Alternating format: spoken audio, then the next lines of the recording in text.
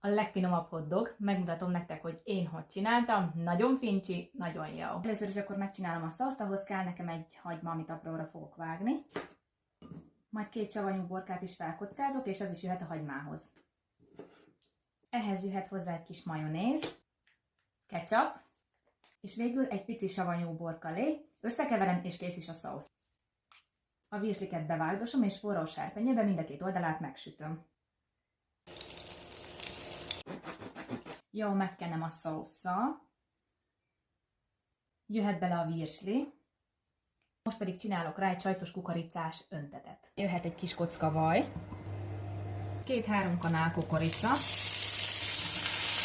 reszelt saj, egy kis cheddar, jöhet hozzá pici só, és végül egy kis főző tejszín.